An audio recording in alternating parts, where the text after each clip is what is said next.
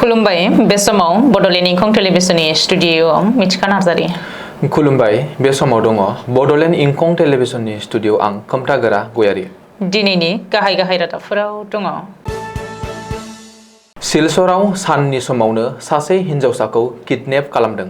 बक'आव लामा जाब्रबथायजों सासे लाइमोननि जिउ खहा जानायजों लोगोसेनो गुबुन सासेया गोब्राब जखम। परबरजरायाव 3600 बिगा हाखौ आदानि ग्रुपनो एलटमेन्ट होनायनि हेंथायै गिबि मन्थ्रिनो बर' रेबग्रा जथुमनि लाइजाम। एमएलए मानब देखाया जगायनाय खोथियाखौ आजावासै गुनगुन सेथियाया। एसपि लीना डलेनि एक्सन। धुब्रीनि सानै पुलिस अफिसारनि रिजार्भ क्लज। श्रीभूमियाव एभेक्सन सोरखारि हायाव दखल खालामनानै लुनाय फालांगियारि फसंथानफोरखौ सिफायदों। आसामनि जारिमिनाव देरसिन इभेक्सनखौ धुब्रीयाव खालामगोन। नरेन्द्र मदिनो ट्रिनिडाद एन्ड टबेगोनि जौसिन हादरारि बान्था। दानिया फैदिनि आबुं रादाबाव।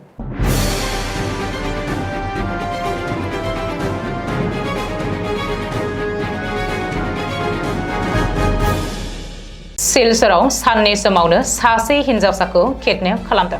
मिथिनो हानाय बायदिब्ला थाखो 10आव फरायनाय सासे फरायसा हिनजावसाखौ साब्रै सेंग्राफोरा साननि समावनो खावनानै लांदों।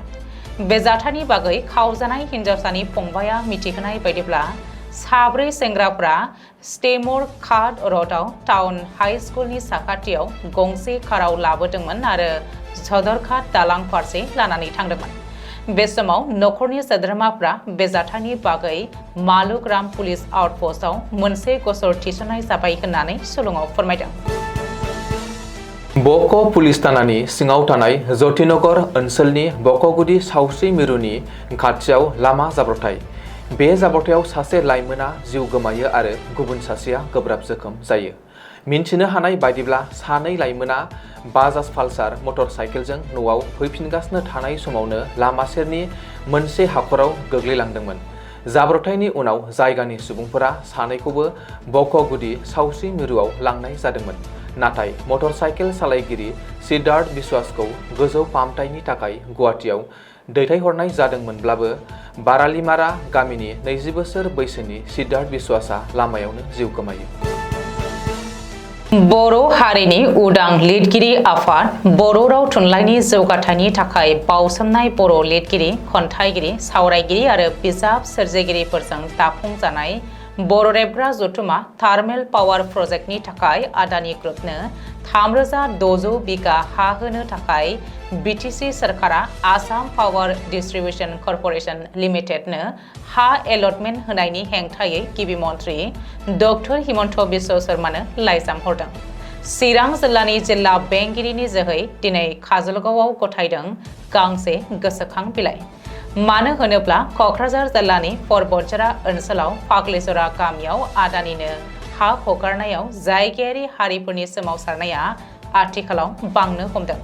लिरगिरि गौतम बर' रेबग्रा जथुमनिफ्राय गिबि मन्थ्रिखौ खावलायोदि जुदि बड'लेण्डआव परबतजरानि समायना मिथिंगायारि नुथायजों बुंफबनाय जायगायाव थार्मेल पावार प्रजेक्ट गायसननाय जायो अब्ला बेयो मिथिंगायारि समानथायाव गाज्रि गोहोम गोग्लैनायनि अनगायैबो बे ओनसोलाव गोदो गोदायनिफ्रायनो थाबोनाय थागिबि सुबुंफोरनि रांखान्थि आरो समाजारि जिउखौबो गाज्रि खहा खालामगोन। बेनिखायनो फाग्लिजरा गामिनि दुखुथिया सुबुंफोरजों लोगोसेनो गुबुन गुबुन हानजा, आफाद आरो बड'लेण्डनि सांग्रां नोगोरारिफ्रा गोख्रोङैनो हेंथा होबोदों। क'क्राझार जिल्लानि परबतजरा ओनसोलाव थार्मेल पावार प्रजेक्टखौ आसामनि गुबुन जायगायाव लांनाय आरो 3600 बिगा हाखौ आसाम पावार डिस्ट्रिबिउशन कर्परेशन लिमिटेडनो हा राननायखौ बोखारनो थाखाय बिटिसि सरकारखौ गुरैयै खावलायदों बर' रेबग्रा जथुमा। एमएलए मानब देखाया जगायनाय खोथियाखौ आजावासै गुनगुन सेथियाया। लखिमपुरनि आबादारि गुनगुन सेथियाया आरो बिनि नखरा एमएलए मानब देखाया जगायनाय खोथियाखौ दैथायहरफिनबाय। मख'नो गोनांदि थांनाय बृहस्पतिबारखालि लखिमपुर जिल्ला खुंथाया सोरखारि हायाव आयेन बेरेखायै दखल खालामनायनि हेंथायै इभिक्सन खालामदोंमोन। बे इभिक्सनावनो गुनगुन सेथियामोननि खोथिया थिलिखौबो जेसिबि लागायनानै फोजोबस्रांदोंमोन। खोथियाखौ फुनानै लांनो थाखाय गुनगुना गले गले सानसे सम बिदोंमोन आरो बेनि सायाव भिडिअ बानायना ससियेल मिडियायाव फोसावदोंमोन।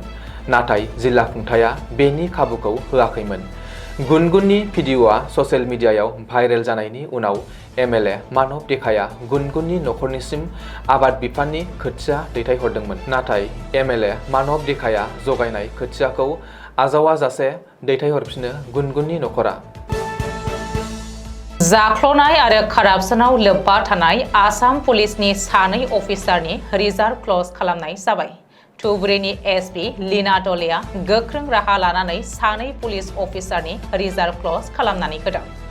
लीना डलेनि बिथोन बायदियै रिजार्भ क्लज खालामनानै होजानाय सानै पुलिस अफिसारखौ बालिपारा पुलिस थानानि साब इन्सपेक्टर तपन देखा आरो सापटग्राम पुलिस स्टेशननि एसिस्टेन्ट साब इन्सपेक्टर सन्जीब मजुमदार होननानै सिनायथिनो हादों। तपन देखा आरो सन्जीब मजुमदारखौ गावसोरनि बिबाननिफ्राय बोखारनाय जादों आरो बिफानारि नायबिजिरनाय समहालागै रिजार्भ ब्रान्चआव दैथायहरनाय जादों। मख'नो गोनांदि आसाम पुलिसनि बिसोर सानै अफिसारनि हेंथायै कारापसनाव लोब्बा थानायनि अजद सिखांनायनि उनावनो रिजार्भ क्लज खालामनाय जादों। बेनि अनगायैबो धुबुरी जिल्लानि सा 39 एसआइ आरो एएसआइखौ ट्रेन्सफार खालामनो बिथोन होदों। लीना डलेआ धुबुरीनि एसपि बिबान रुजुननायनि उनाव खेबसेनो सा 39 एसआइ आरो एएसआइखौ ट्रेन्सफार खालामनाय जादों। बेजों लोगोसेनो धुबुरीयाव खालामनो गोनां इलेक्शननि थाखाय थियारि जादों पुलिस बिफाना। श्रीभूमियाव जिल्ला खुंथायनि बुलडजार एक्शन। गलपारा, नलबारि आरो धुबुरी जिल्लानि उनाव बे खेबाव श्रीभूमि जिल्लायाव गेदेर इभिक्सन। दिनै फुंनिफ्रायनो बुलडजारजों सिमफायनानै होनाय जादों गंसेनि उनाव गुबुन गंसे फालांगियारि फसंथानफोरखौ।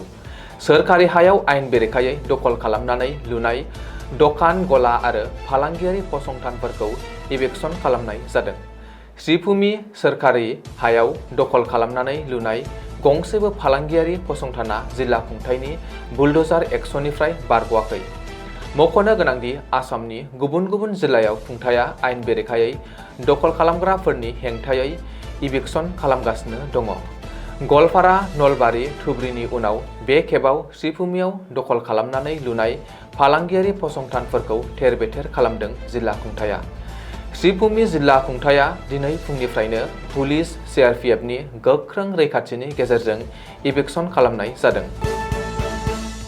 आसामनि जारिमिनाव देरसिन इभिक्सन खालामनो थांगासिनो हिमन्त बिश्व शर्मा सोरखारा।